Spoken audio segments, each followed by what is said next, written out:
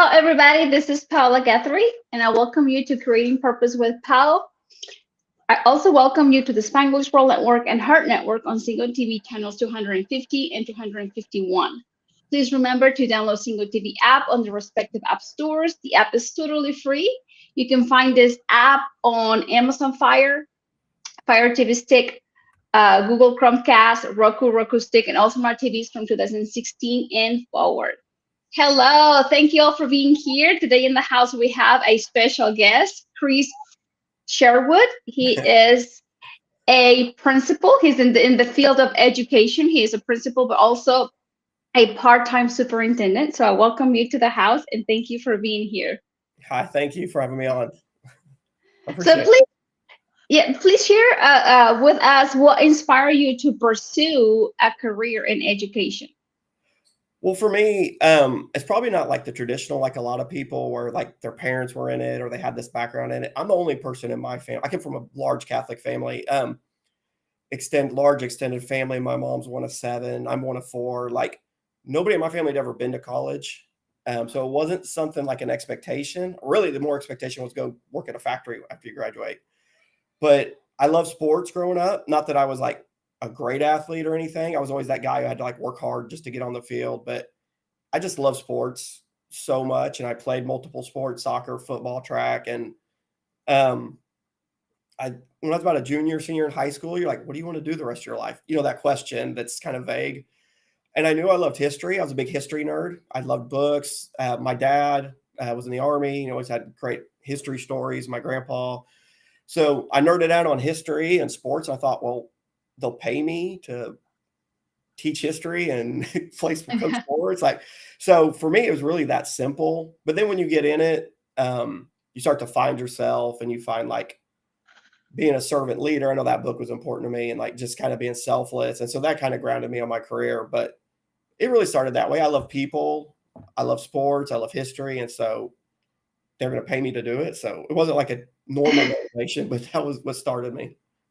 And now that you mentioned that you love sports, you also have had the opportunity to be in the athletic department, right? As a Yes. leader.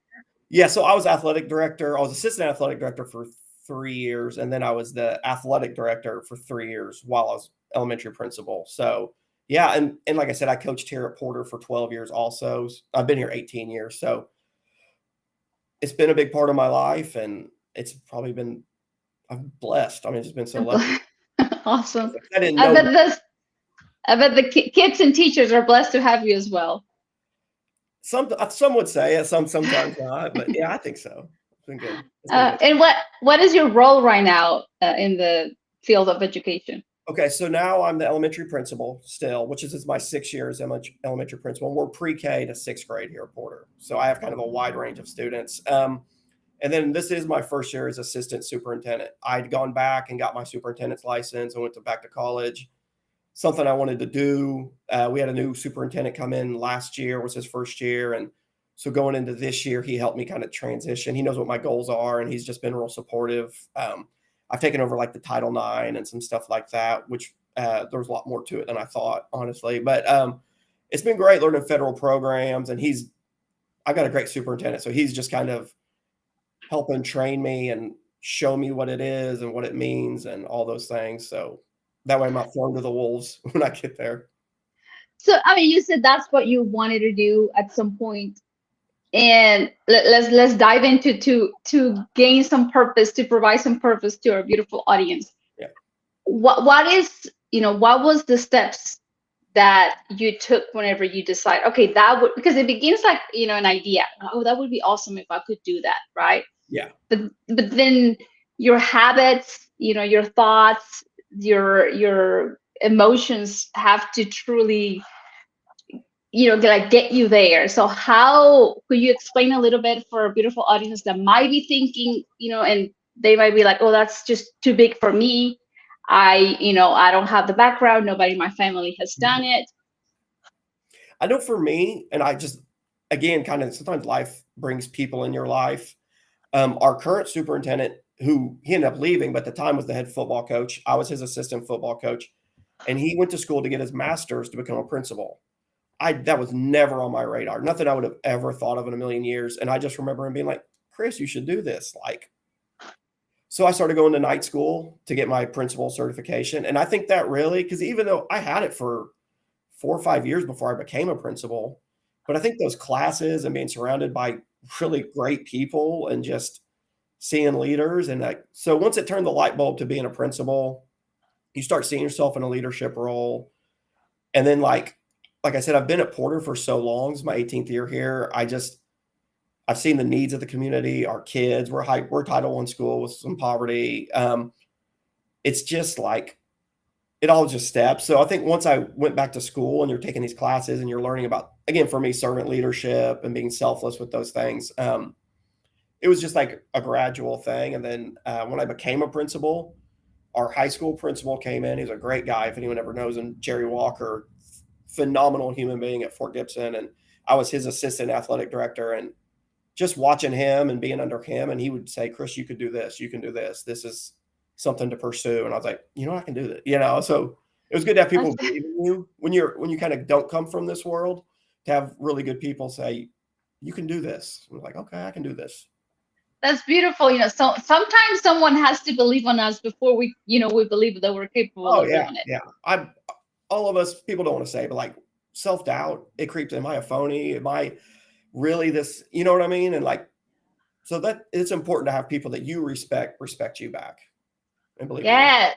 And surround yourself with people like you're saying, you surrounded yourself with leaders that you learn from, and then before you knew it, there you are, part of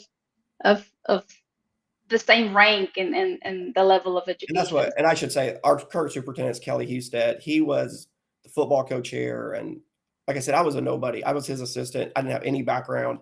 And he just took me under his wing and always supported me. And now in a different way, because he left Porter to go to different jobs. And now he's back here as superintendent. Same thing. He's like, I got you. You can do this. And he's just been great. So I'm just lucky, honestly. Awesome. We're blessed. Yes. And but also you turn on I can do that. Oh, maybe I can do that. Oh, look what they're doing. Yeah. You also, it's just like kids, you know what I mean? It's just like our kids when you coach them, you can do this. Like, here's what life can bring you. Like, open their horizon, of what they can do, and show them different people and different avenues. And that's what we're trying to do for them too. Definitely. Yes. And there's a lot of self-doubt, especially I see it in high school students, where they're like, they second guess, like, no, you can do it. It's okay if you mess up, we'll clean it out in labs or in classroom. Yeah. Well, good. So what are your priorities for the district? What are your goals for the next, 2 to 5 years? Yeah. To me, there's kind of like three. This is getting the boring superintendent world, but like, to me, there's three branches. There's like the physical part of the school, like facilities. Then you got to have a vision for what that looks like. So if we're here at Porter, I know we're on a current bond and it ends in 2 years. We're growing faster than our class sizes can hold. So I know there's going to be a need for a new early childhood center, and probably ag's real big here. I think they're kind of in line to kind of improve that career tech ag world. You always want to improve maybe some of your athletic facilities a little on the side too. But so I think on that side, our school's got to grow. The school board, our current superintendent, they're already planning for the next bond that'll come up.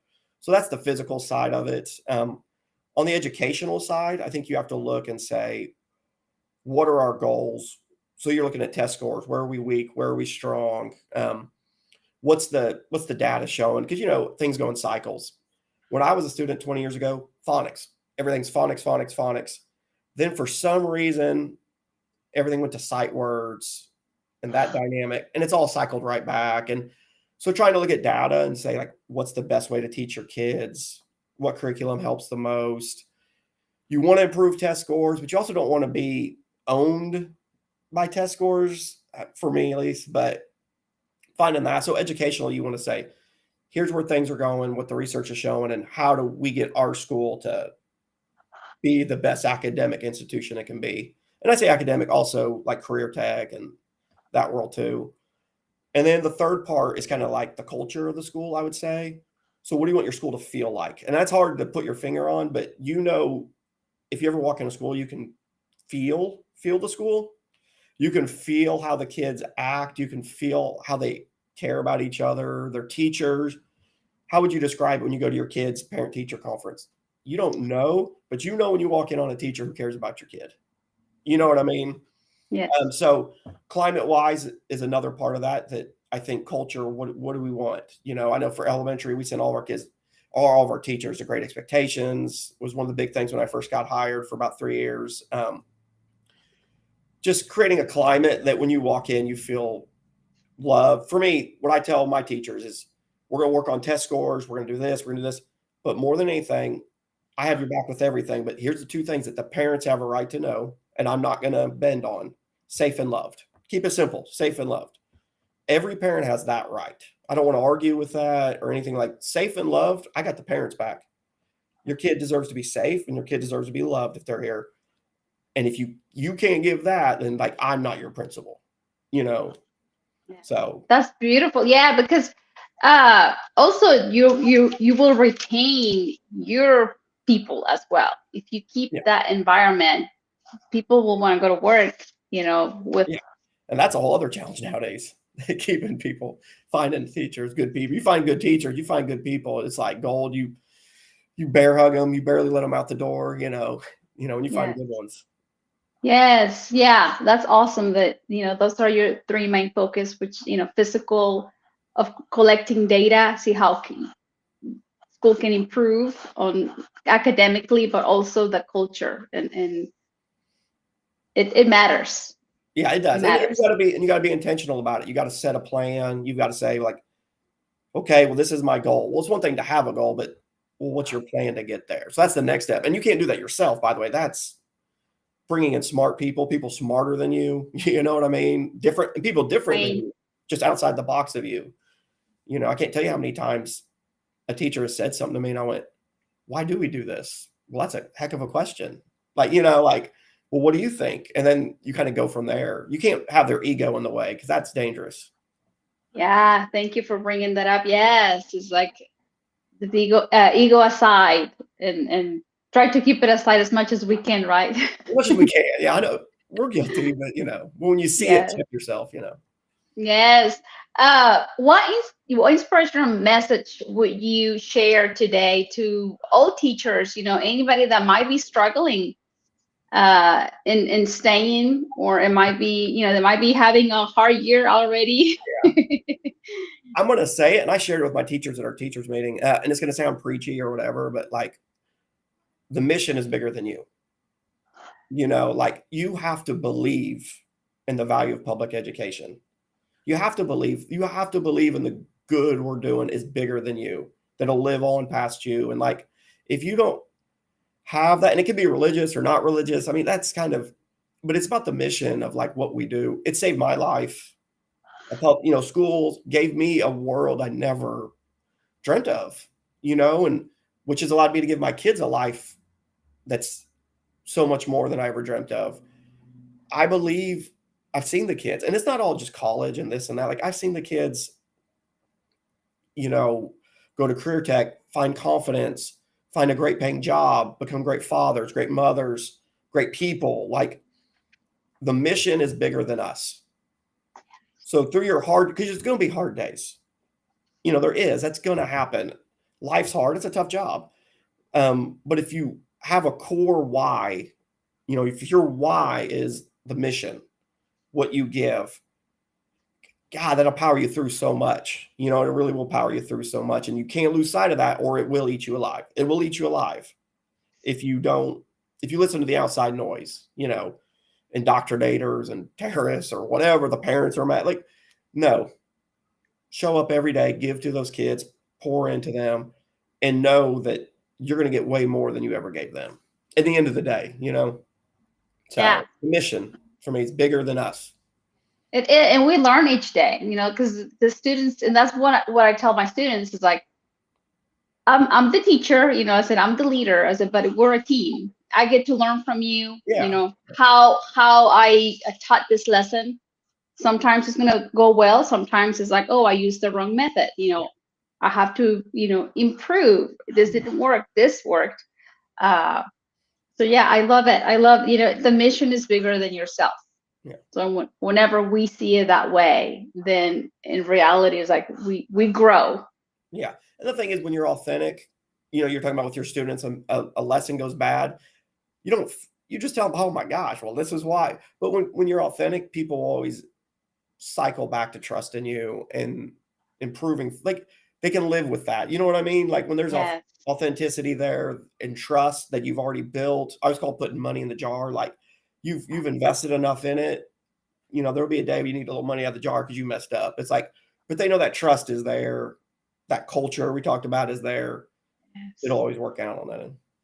What advice, and I'm just now thinking about this because we all had the first day, like I was the first teacher ever without a teaching degree because I was an emergency certified. And there was a lot of them now because there is a need for teachers. Yeah, so what would you tell someone brand new, first year, that they just don't know what they're doing, but they're there? Mm-hmm. Be patient, be professional. If you want this to be a job, you'll probably fail. If you want it to be a career, well, what do you do for a career? Well, let's go find you some trainings. Like if you have a weakness, let's go let you sit in with this teacher. Don't let your ego get in the way of sitting in with an experienced teacher. I do have some emergency cert teachers, and just like anything in life, it's individual because I've had some that have just thrived through it, and it's been a great experience and a great, amazing thing. Like we wouldn't be the school we are without them. So it's not always a negative. Now we have some who they swim in it a little and they realize, well, this isn't really for me, and that's fine too. Doesn't make them bad or anything. It's just part of life. But if you believe in the mission, the core value of it, that helps with your ego and that lets you say, I need help with classroom management. And then I go find a conference. I go, this will be a great one for you. You go to this day here and this will be great. This teacher right here is really good at this. Why don't you go sit in with them? I'll sit in your class for you. And you go sit in there for an hour. You know what I mean? And circle back. Yes. Yeah. For me, that's what that's been, Yeah.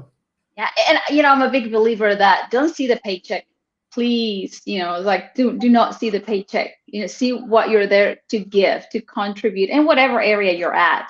Because the moment we begin to see just the paycheck, you're just there to cash the paycheck, then the whole fun is out. It is, yeah. And this just ain't the job for you if that's what it is. I mean, because it will eat you up if that's no. They deserve to be paid. They deserve more. Like I'll fight tooth and nail for what our teachers deserve. Yes. But if that's the why, if that's the motivator, it's probably not the right career. And it's in any career, yes. But like if we begin to only value the paycheck, like if we only show up because we want to be paid for, for those 2 weeks or for that month, it automatically takes out the mission being bigger than yourself. Then it's going to be hard to find. Yeah, I always say two things can be true at once. The truth is, teachers deserve way more pay. They deserve to be paid way more than they are right now. That's disrespectful. It's not right. They deserve more for what their career and all those things are. So that's true. But on the other hand, it's also true if that's the motivator, you're going to struggle. So, I mean, those two things are true at the same time. Yes.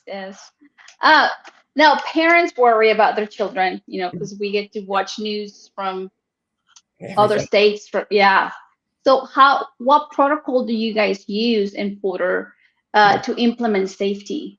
Okay. So at our school, and it's getting better. Everything you do, you're just trying to push them.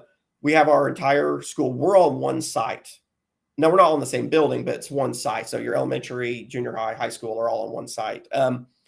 We have gates, fencing, locking our campus in. So that helps. And then we just installed our security surveillance. We've got over 144 new cameras put in the district. So we have access to the cameras and the surveillance. And then this is the first year we have a school resource officer. So we've brought that in. And honestly, that's been a great presence. And they haven't even had to really do anything. It's great. I just think it makes everybody, the car's there. They're there. They're available. We've got a great group of guys that come in that get to know the kids, actually build relationships themselves. And that sense of security helps, I think, parents. The visibility of it helps parents. So those are the things we've done to try and stay as safe as we can. And again, we all know that there's no 100%. Yeah. There's not 100% at Walmart. There's not 100% at the movie theater or church. But we want the school to be as safe as possible. We want parents to have a peace of mind that we've done everything we can to limit that ability, to help that. Yes, of course. Good. Thank you for sharing. Because I know I'm a mom of 3, so. Yeah. No, I understand. I mean, and I have 3 kids here at school with me, and I think it helps. Our superintendent's got 2 kids here at school, and it's kind of easy to look at the community and go, hey, our kids are here too. Like, what you want for your kids, we want for our kids. You know what I mean? Like, we're not keeping them separate from this, like our kids are at risk too, or safe too, like whatever the case is. So our decisions impact our families as well. You worked with the youth before, right? Like as the athletic director, I'm guessing Yes. you high school students, middle school. Yeah. So teaching high school. So I taught high school for 12 years. Like I said, I've coached soccer for 15 and football for 12, athletic director, assistant athletic director. So yeah, I've been involved in that pretty much my whole time. So what are some of the struggles that you see in our youth now? Oh, the biggest one, and this could be a long answer. I think for me, the biggest one is disconnect would be the word I would use. Somehow, COVID, these things were already there before COVID, but I think COVID like spiked it, like it emphasized it. Yeah. And I think a general disconnect from personal relationships, the face-to-face, kids look at Facebook and it's such a fake universe for kids a lot of times where everybody's happy. Everybody's having fun, with filters on the cameras. Everybody looks beautiful. Everything's perfect. And then they look at their life and they just feel, why is it not that? And it's not reality for you, me, anybody, even for adults. Like, that's not the reality. But Facebook makes everything look this way, the meanness, the sharpness on social media, not just Facebook, but all those tools, things that you don't say face-to-face, things that you don't behave face-to-face, but people are almost fake, inanimate objects. So it's easy to attack their character or who they are. Kids are, again, isolating, eyes down on the phone. They're losing. Humans by nature, my opinion, humans by nature need interaction. It's natural in us.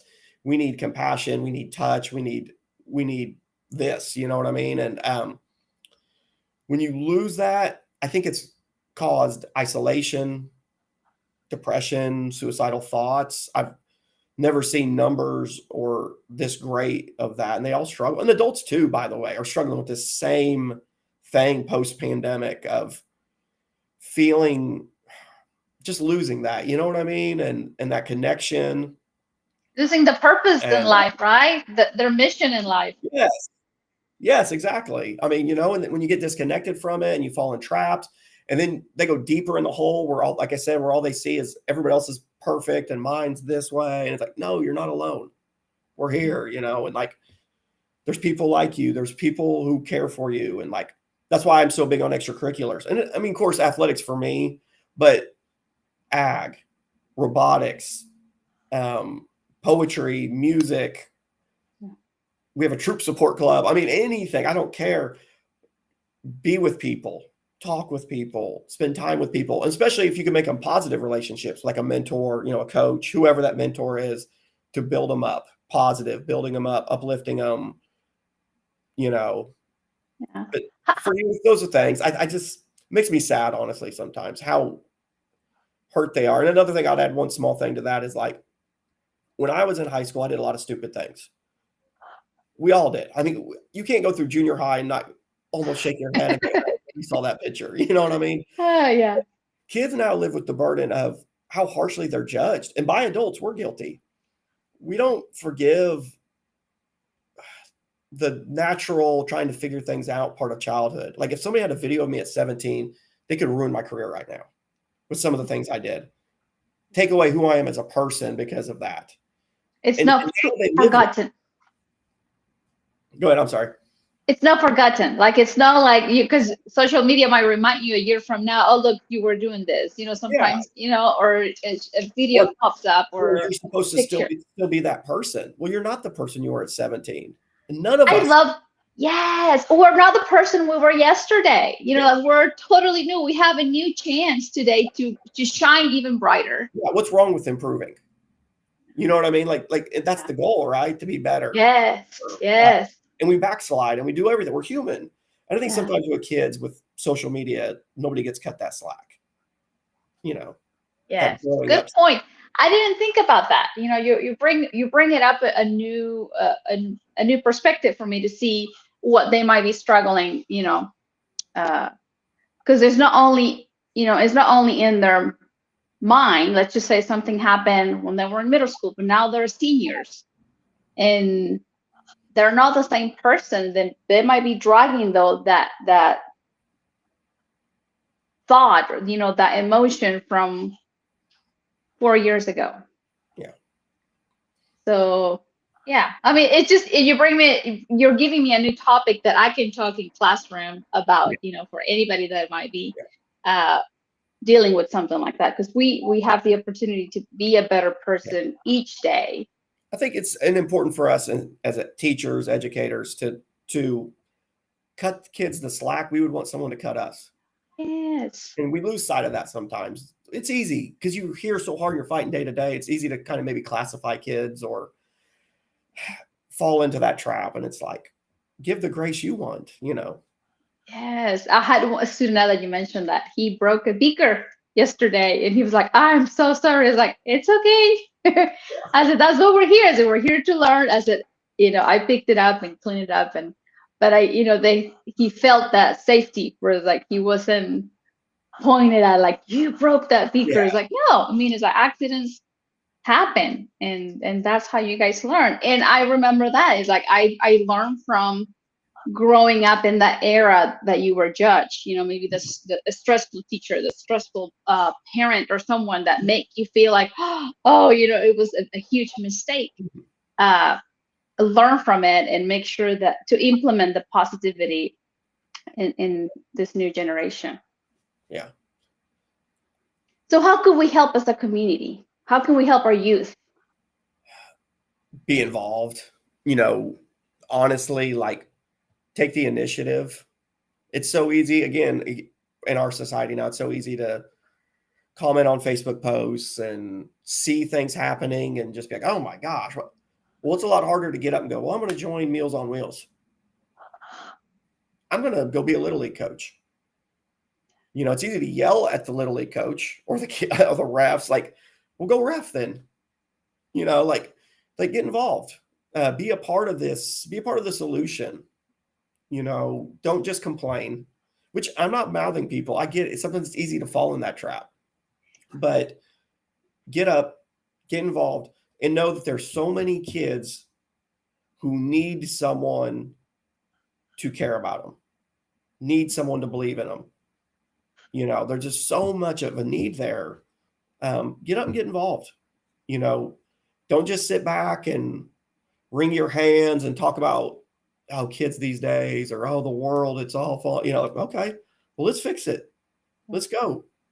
And my mom had a thing she always said, world peace begins with family peace. And I know we can't guarantee family peace for all kids, but if you really think about the concept, is do your part. Like you can't fix world peace. Me and you aren't fixing world peace today, but maybe one person, you know, so help one person. Well, that's how you get world peace, is everybody does their part. At least make it a better place, you know? So Yeah. I would just say be involved for community members. I'm biased because I work in the school, but like pass the school bonds, support those kids, because it's way cheaper to, what's that saying? I can't remember. It's like an ounce of prevention is worth a pound of cure or something. I don't know if you ever heard that. I haven't heard that. But the concept is it's way cheaper to invest in your schools be involved in your schools and help the kids now than it is when they're 30 years old to put them in jail or pay for whatever you have to pay for, rehabs and all these things. Like, it's way cheaper to get them now. Yeah. While they're young. So support your school with your bonds, donate your time, get involved, So for me. Yes. Good. So how can I guess a community, I guess it goes back to the same question, right? It's like how can prior community help you all to reach your success? Be involved. Yeah, be involved. No, and at Porter, you said prior, but which we're way different. Prior's got quite a bit bigger school. We're smaller, and we're unique in the fact that we're consolidated. We have 3 towns that like all kind of come to our school with all 3 different unique challenges and small towns. Like, again, I think the way the community can support us is obviously if they support bond measures, obviously volunteer at the school. But we have that. I'm pretty proud of our community. A lot of times they'll come up and they'll say like, hey, the soccer team's coming up here. Do y'all need water? What do you need? And that's small, but the kids feel that, be present. It could be, we have a couple of churches here who feed the teachers on like in-service days. Mm-hmm. And they don't understand how much the teachers appreciate that and what that does and that connection it builds and how much more successful we are when we're all connected. Yeah, and sometimes you have no clue who's watching you. Yes. It could be, the kid at a neighbor, that watches you, that it admires you. Might not, you guys might not have a conversation, but there is no telling how many kids are out there that really pay attention. That really look up to you. Like I had one person that came and asked me, "Could you please be my mentor?" Out of the blue, a very quiet person. And I was, like, of course. So you never know. And I was more that kid at school where there's a lot of kids in school where I wasn't the great athlete. I wasn't, and I also wasn't getting in trouble all the time because those kids get attention too. It's like, I was just kind of kid who just didn't want to be noticed. I know that sounds weird looking back now that I'm in this world, but like if they called my name, my face turned red. I really didn't want to answer the question. Yeah. Just insecurities, and I had a couple coaches who just believed in me and a couple people that just small things and you just saw them and and it might be a trait or a thing that you latched onto or whatever. But yeah, there's a bunch of kids like that who they're not going to be the loudest. They're not going to beg for your attention, but they are there and they do have dreams of their own and a purpose and, those things. Yeah. I love athlete coaches, by the way. Last year, I was able to observe, how the kids' faces just light up every time they see their athlete coach. Yeah. They have just a different connection, because the athlete coach doesn't see them academically. They're not measuring their academics. They just have the ability to connect and encourage them, not just in their sports, but also in their general life. So yeah, it's a special relationship. I still have kids. I mean, I'm as the elementary principal, a lot of people, Mr. Sherwood or whatever, but like a lot of them are still Coach Sherwood. You know what I mean? And they're like, "Oh, can I call you that?" And I'm like, "Yeah, to me, that's the biggest, highest compliment, to have that and that relationship with it stays forever." I'll see kids that I coached and just to see them as adults is just the best. It's the best part of it. Okay. What has been the most rewarding experience in your career as an educator? Probably tying on that a little bit. So it's kind of unique for me being at one school for so long, but I coached a lot of kids for years and years. And then now that I'm elementary principal, a lot of them are bringing me their kids. And I think the most rewarding thing is when you see somebody and maybe you haven't seen them in 5 years or 8 years or whatever.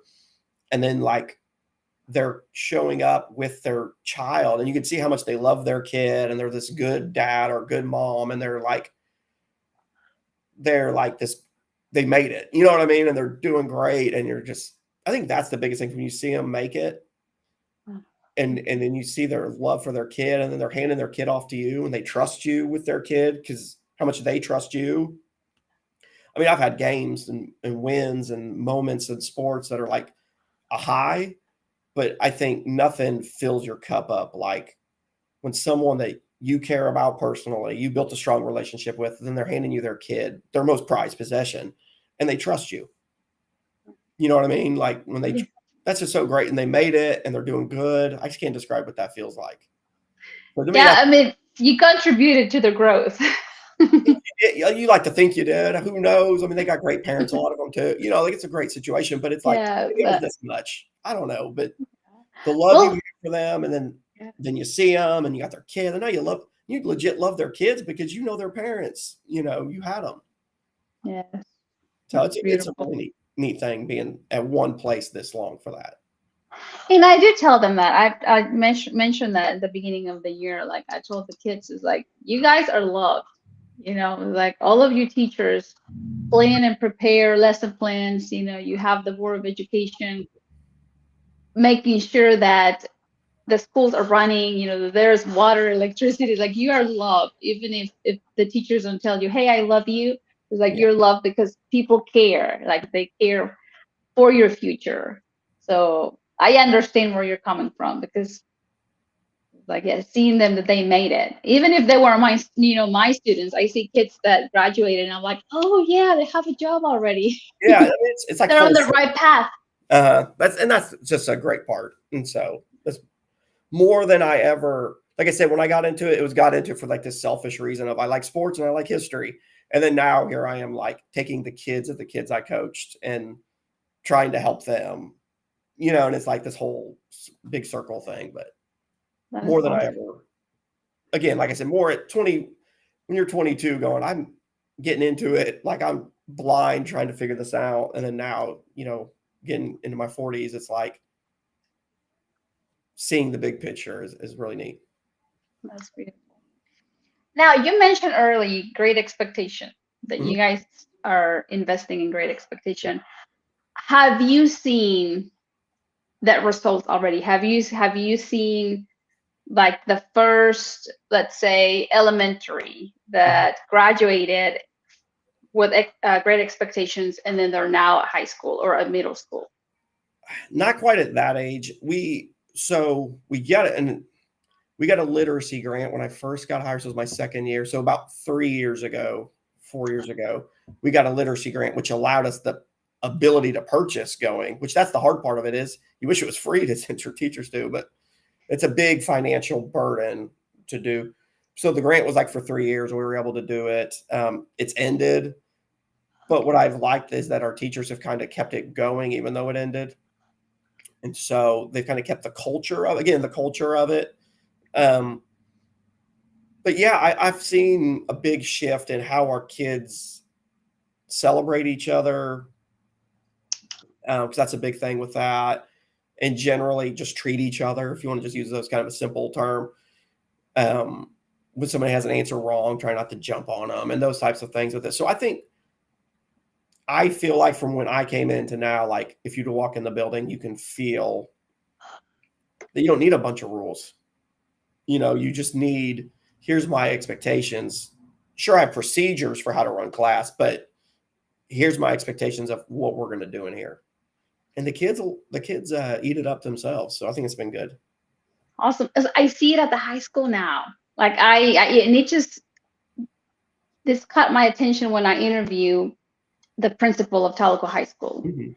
And it made me think. I was like, oh wow, because way back when I got my first job, as I was an interpreter for the school, and then I became a teacher assistant with pre-K, and they were implementing this great expectation. And I'm talking to you, if my oldest one is about to be 18, it's been probably 15 years ago, Oh, wow. just to Okay. say, you know.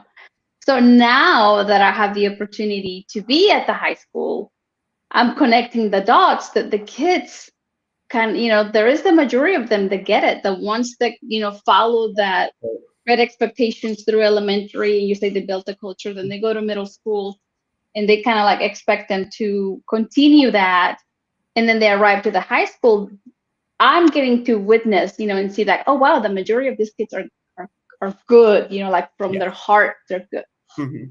So that's why I was asking if you were able to I see that think out. I think I have, and I think the thing what I noticed with some teachers and others, like the balance is, um, you have to have it, but you have to model it because it's really more than. I mean, you can put it on paper all you want, but like it's got to be something that's modeled. So as a teacher, you got to be intentional, and model it and show the kids how to do it as well. You know what I mean? Like Yeah. that's when it really ingrains is when you're intentional about it and you practice what you preach. Because it's one thing to be yelling and screaming at your kids and then talking about being this way. And then, kids spot through that really quickly. So when you can have staff members, teachers who buy into it and model it, boy, yes, you can see what it does for the kids because then the kids buy into it and believe it and live it. And that's when you really see the reward from it. Yes, I love what you said because yeah, we have to believe it and put it in practice and be intentional. And then our kids says the only way they learn is through our behavior. We can tell them how things should be, but if we're not doing it, there Yeah. is no way. They spot through it. You know what I mean? Kids are smart. They'll spot through if you're acting one way, talking to them a certain kind of way, and then pointing to the rule. Like, well, they're going to see that. Yes. So another question pop up. I know you guys do the 7 habits training for your youth, right? Do you guys do the 7 habits for your high school students leadership? They might. I'm not in the high schools. So I Okay. don't want to Oh, speak. that's right. I'm sorry. Okay. Never mind. I'm sorry. No, you're good. Uh, I don't okay. want to lie to Now, you. no, it's okay. And you talked about expanding career tech. Can you dive a little bit into that? Yeah, Coweta just opened up one. They're opening up one. So our school's located. We're kind of like sandwiched between like Wagner, Coweta, Muskogee to the south, and then we're right there. So opening up a separate career tech. Now you have the avenue for more programs that they could provide there. We have a really great ag program at our school. Our ag teacher's been here forever, and they do a lot of like welding. Like I mean, they literally built a big trailer and took it to a competition and won, and like so we have a lot of kids just getting tons of experience, hands-on work experience that the career opportunities out there are crazy. I don't know if anyone's seen like the job opportunities if you know how to use your hands and build things and do those. I mean, such good careers for these kids. And you can see them junior year or so. Like a lot of these guys will go and look, well, I'm good at this. And it lights them up because maybe they weren't always the best at this or that or whatever, but they find this thing they're just super talented at. And they're like, I can make a living at this. The same way I thought I could get paid to coach. I mean, they're looking at it going, I can get paid to weld, like, but so those opportunities are something we really got to push for career tech. And I'm not saying for everybody, but not college isn't for everybody. I think that's kind of a myth. Like, why? If you have a goal and a purpose, it's great. I love college was great for me, but we're all different. And so career tech for our community has been phenomenal. And they're offering so much more now in Muskogee. And like I said, they're opening up the one at Coweta. They offer so much at the career techs. It's a great field. Yeah, they do, especially like you were saying, those kids that have not found their gift yet. Maybe they don't feel like they're good at, soccer or baseball or football or band. Maybe they haven't found that gift, the purpose there yet. But then once they try, and then expanding opportunities, like we'll have a lot of girls go to it, and they're the beginnings of the nursing programs, and they're sitting there going, "Well, this is good, this is great," and they start learning that, and then that can springboard them. Well, maybe I do want to follow this path and go to college and do the nursing career, and because anything in the medical field, I mean, you're talking about medical field, those are great job opportunities, and that opens up doors, especially me being in a small community, Porter being unique, a high poverty kind of smaller town, like. You open up the door to these kids to life and a career.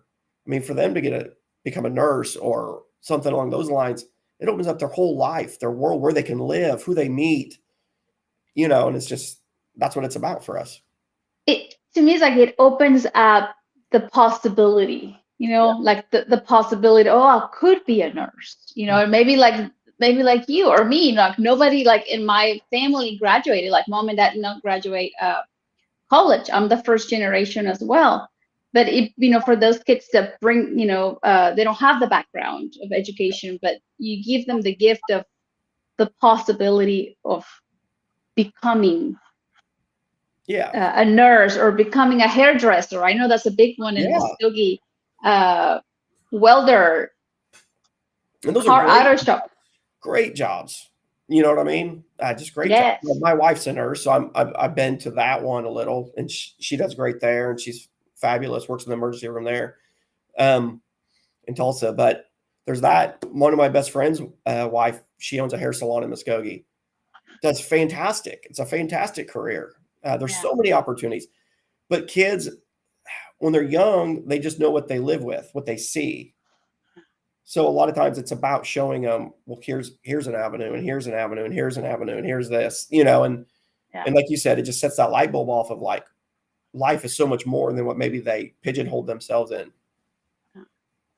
And people might not think, this is a big deal, but it is a big deal because I just ask the kids, if you would have the opportunity to go on an adventure, where would you go? I'm talking about 10th graders. Yeah. Some of them were lost. They're like, I just don't know. But where would you? I mean, if you would have the just, like trying to help them see beyond today, Yes. that, No. that there's possibilities out there outside this beautiful town. Yes, and that's for me being in a small town. You do have that. And so when I used to coach soccer, I would always find opportunities to take them to college campuses. And even for our girls, we're so small. Like we would go up to NSU, and Coach Wooten, Chase Wooten, and Greg Hall would always be up there and like help train our girls. But they got to see a college campus. They got to see a locker room. They got to see the dorms. They would go eat at the university center. They got to be like, this is what college looks like. Okay, like this is what it looks like. This is what it looks like. They may not go play soccer. Obviously, most of them wouldn't. But if I left my town, I could live here. You know what I mean? And so we would take them to little junior colleges for little tryouts and different things. And again, they're not all going to play college soccer, but it's like, let's get out of town and go see what a campus looks like. Let's go see what this looks like. And for a small town kid, you're right. Like a lot of times it's the first time you'd be amazed that they eat at a restaurant. We would stop somewhere and they would act like they'd never seen this before. And you're like, it's like, well, it's good. You're giving them that opportunity to see like life outside their bubble. Yes, yes. And that's one of my biggest passions. Coach Sherwood, I'm going to call you coach. The workforce, those kids from those parents that, that dedicate themselves to the workforce is like, sometimes they need, that extra light, the extra person in their life to show them that there is more, there is more in their life. And the self-esteem a good career gives people, you know what I mean? Because like the self-esteem of being successful makes them better fathers or mothers, better husbands, better wives, better citizens. Because when you feel good about yourself, you feel good about what you're doing, you're going to pour into other people. And that's how you get the communities we want, like the communities we want of people who are pouring into others. And you'll get so much more back at the end of the day. That's what everyone who gives, all they ever find is how much more they got than they ever gave.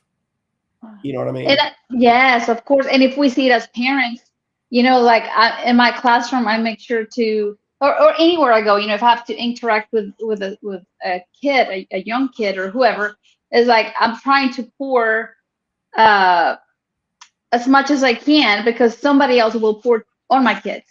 Somebody else will care. If I care, then it's gonna come back, and that's how I see it. It's like I love my kids in the classroom. Somebody else will love my own children, at church or somewhere else. So and let me tie on that just a little. Like the same thing as a dad. Somebody's going to give my kids something that I didn't. Like I'm going to love my kids. I'm there for them, but it takes so much more than that. Even the ones who come from great homes, sometimes it just takes someone outside that bubble to go, hey, what about this? Or hey, this, or just to be someone for them, that extra thing. It's not that me and my wife aren't that. Our kids come from great homes, but at the same time, they might listen to someone else just a little bit more. Coaching my own kid, oh my gosh. She'll listen to other coaches way more than she listens to me. Definitely. We would love for them to listen to us all No, time, that'd be at all great. times. Yeah, all the But teachers tell me how great they are, and I'm like, well, sometimes I'm home, so like that. But you know what I mean? So I want my kids to have these mentors too, because someone might turn on a light bulb that was outside my bubble, yeah. you know, and give them, might be their spark that they need to find themselves. Because at the end of the day, that's all we really want is our kids to be healthy, happy, caring, kind, full human beings. You know what I mean? And if other people are filling that cup, like it doesn't have to be just me. Thank you so much for being here with us today. I so appreciate your time. Thank you. I appreciate you. This has been fun. Thank you. Do you have a last message for our beautiful audience today? I guess what touching on everything we said is live a life of servant leadership. For me, be a servant to others. And I don't know how or why, but you'll get more than you ever gave. And you're going to get so much more for filling up other people and being there for our kids. Thank you. Yes, the mission is bigger than yourself. You Yeah. guys remember that. World peace begins with our family peace. Love and safe in the classroom. Yeah. Thank you. Thank you. Blessings to you all. Thank you for being here. The show, you guys can watch it on my YouTube channel, Paola Guthrie.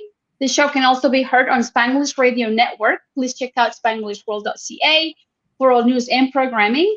Spanglish World, watch it, hear it, read it, download it, and live it. Blessings, blessings, and we'll see you soon. Thank you.